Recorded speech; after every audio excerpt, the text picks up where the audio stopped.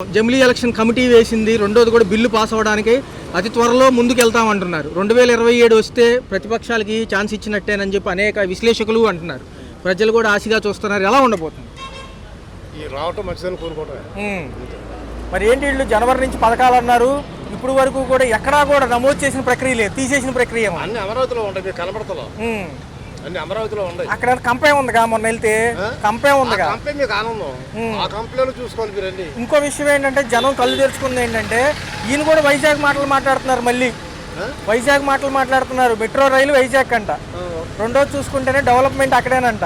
మరి గతంలో చెప్పింది గత ప్రభుత్వాలు ఇదేగా, అప్పుడు ఏమన్నారు, మోకాళ్ళ లోతుల కంటే పైకి ఉంది బాబు, వర్షాలు వరదలు వస్తే మునిగిపోతుందని చెప్పారు. కాదు కాదు కాదు అన్నారు. సింగపూర్ తరహాలో పెద్ద కన్స్ట్రక్షన్స్ అసలు ఎక్కడ మునగమన్నారు. ఇప్పుడు మళ్ళీ వైజాగ్ బాట పడుతున్నారేంటి వీళ్ళు కూడా? అంటే కళ్ళు ఇప్పుడు తెలుసుకున్నాయి వీళ్ళకి. ఎప్పుడో తెలుసు వాళ్ళకి ఇప్పుడు తెలియదని కాదు. సీనియర్ నాయకుడు చంద్రబాబు నాయుడు గారు ఆయన తెలియకపోవటం ఏంటి, ఆయన మభ్య పెట్టాలి, నేను రావాలి, జనాలు ఆశ్రయం చేయాలి అనేది ఆయన ఉద్దేశం. ప్రపంచ బ్యాంక్ ఏమంటుందంటే 8,600 కోట్లు ఇస్తాము, అప్పు కింద ఇస్తామంటున్నారు వాళ్ళు. అప్పు కిందే మరి మొన్న బీహారు శ్రీలంక అయిపోద్ది అన్నాడు ఈయన. బీహారు శ్రీలంక అయిపోద్ది అప్పులు చేస్తే అన్నారు. అప్పుడు అవుద్ది, ఇప్పుడు అవుతాం అంటే ఎలక్షన్స్ ముందు అయ్యిద్ది, ఎలక్షన్స్ అయితే ఎలక్షన్ తర్వాత ఎందుకు అవుతుంది? సామాజిక వర్గానికి న్యాయం చేయడం కోసం వచ్చాడు, న్యాయం చేసుకుంటారు. మరి పథకాలు ఆచూకీ లేదు, జనవరి వచ్చేసింది. అభివృద్ధి అంటే అదే, ఉన్నవాడికి న్యాయం చేయడం అభివృద్ధి, అభివృద్ధి చేస్తున్నాడు. మరి ఒక పక్క చూస్తే భూమి రిజిస్ట్రేషన్ ఛార్జీలు పెంచుతున్నాం, జనవరి నుంచి కొత్త పథకం అంటున్నారు. అన్ని కొత్త పథకాలే, అన్ని ఫ్రీ, అన్ని ఫ్రీలే. ఈ కనపడవు టీవీ అనే వాళ్ళకి, టీవీ 5 వాళ్ళకి ఈ చెత్త సన్యాసం కనపడతాయి, అందరూ కనపడవు. మరి ఇదేంటిది, రేషన్ బియ్యం ఏమో పట్టుకున్నారు, అది రేషన్ బియ్యం పట్టుకుంటేనేమో అధికారులు అన్నారు సీజ్ అయితే షిప్ చేయడానికి కుదరదు అన్నారు. ఏదైనా ఉంటే రేషన్ బియ్యం తీసుకెళ్ళమంటున్నారు కానీ షిప్ సీజ్ అవుతుంది అన్నారు. ఆయన సైలెంట్ అయిపోయాడు, మన్యం ప్రాంతాల్లో తిరుగుతున్నాడు ఆయన. ఓకే, అది అయిపోయింది. మార్గాలు ఎత్తుకుంటున్నారు, ఏదో మార్గం జరుగుతుంది, ఆ మార్గం పడిపోతున్నారు, దీన్ని మరిపించేద్దాం అనుకుంటున్నారు. మరిచిపోయే సమస్య ఎవరు లేదు. మరి వచ్చే సంవత్సరం ఆర్థిక బడ్జెట్ ప్రవేశపెట్టే లోపల మరి నిన్న ఢిల్లీ వెళ్ళారు, వాజ్పేయి గారు శత జయంతిలో పాల్గొన్నారు. మరి లాక్కొస్తారా డబ్బులు? ఏమో లాక్కదు, వాళ్ళు సంగతి తెలియకపోతే అక్కడ ఇవ్వడానికి అంతకుముందు అన్నారు 14 లక్షల కోట్ల అప్పు ఉందన్నారు. మరి 10,000 లక్షల అప్పు ఉందని మొన్న మళ్ళీ మా ప్లేట్ మార్చారు వీళ్ళు. 6 లక్షల కోట్లు అన్నారు. ఆరేనా అంటే అన్ని తీర్చేశారు. అసెంబ్లీలో 6, బయటకు వస్తే 14. అంటే హోల్సేల్ రిటైల్ వ్యాపారం అంతే కదా. ఓకే ఓకే, అసెంబ్లీలో 6 కోట్ల లక్షలు, బయటకు వస్తే 14. ఇదేంటి ఇప్పుడు రెండోది, అక్కడ ప్రభుత్వాలు ఏం చేయలేకేమో సినీ రంగం వైపు డైవర్ట్ చేసేది, వ్యవహారాలంతా సినీ రంగం వైపు డైవర్ట్ చేసి అక్కడ ప్రభుత్వాలు ఏం చేయలేక. మరి ఇక్కడ ఎలా ఉండబోతుంది అంటారు? సినీ రంగం మీద డైవర్ట్ చేసి అల్లు అర్జున్ గారిని హైలైట్ చేస్తుంది అక్కడ ప్రభుత్వం, ఏం చేయలేక. మరి ఎక్కడన్నా ముందుకెళ్తారా? చూస్తున్నాం కదా, వెయిట్ చూస్తున్నాం, 7 నెలలు అయిపోతుంది. హామీలు ఏం ఉండదంటారు. మరి రేపేమో కరెంటు బిల్లుల పైన పోరుబాట మాజీ ప్రభుత్వాలు. జనవరి సంక్రాంతి అనంతరం ఆయన వస్తానంటున్నాడు ప్రజల్లోకి, జగన్ గారు. మరి ఏంటి మరి ఈ పథకాలు అవుతాయా లేకపోతే అరకొరగా ఇస్తారా? అసలు లేదు. ముందు అమరావతి పనులే మొదలవలేదుగా. అవ్వకపోవడం ఏంటి? టీవీ 9 అడుగు చెప్తారు, టీవీ 5 వాళ్ళు చెప్తారు, ఆంధ్రజ్యోతి వాళ్ళు చెప్తారు. వీళ్ళకి కనబడతాయి, మీకు కనబడవు, కతివాళ్ళు గారు కనబడవు. మరి ప్రజలు మధ్య తరగతి వాళ్ళు పేదవాళ్ళు ఆశతో చూస్తున్నారు, ఇసుకే దొరకట్లేదు అంటున్నారు. వాళ్ళు ఓట్లు వేసారు, నాకు అర్థం కాదు, వాళ్ళు చేయడం కోసం. మీరు అడుగుతారు కూడా బాగుంది. ఇక అంతా గ్యాంబ్లింగ్ ఇప్పుడంటే వాళ్ళకి కూడా అందరూ తెలిసిపోయింది గ్యాంబ్లింగ్ అని. కొత్తగా ఏముంది? మీరు ఓట్లు వేసారా మీకు నేను చేయటానికి? మీరు ఓట్లు వేయలేదు, నాకేసింది ఏంటి? ఈవీఎంలు వాటికి న్యాయం చేస్తాను, మీకు ఎందుకు న్యాయం చేస్తాను? జమిలీ ఎన్నికలకి ఆల్రెడీ పాస్ అవడానికే ఎక్కువ శాతం మొగ్గు చూపుతున్నారు, సవరణలు కూడా చేస్తామన్నారు రాజ్యాంగం బిల్లులో కూడా ఏదో.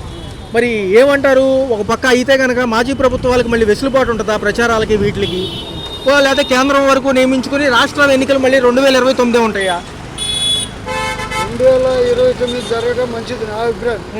అలా జమిలీ ఎలక్షన్ ఈ ఖర్చు ఆ ఖర్చు అన్ని ప్రజలైతే భారం వేయకుండా ఎటు అయిపోయిన ఈ 4 ఏళ్ళు గమ్ము ఉండి ఒకేసారి అప్పుడు పెడితే బాగుంటుంది నా ఉద్దేశం, నా ఒపీనియన్.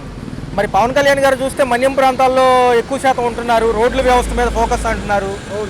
మరి ఎలా ఉండబోతుంది?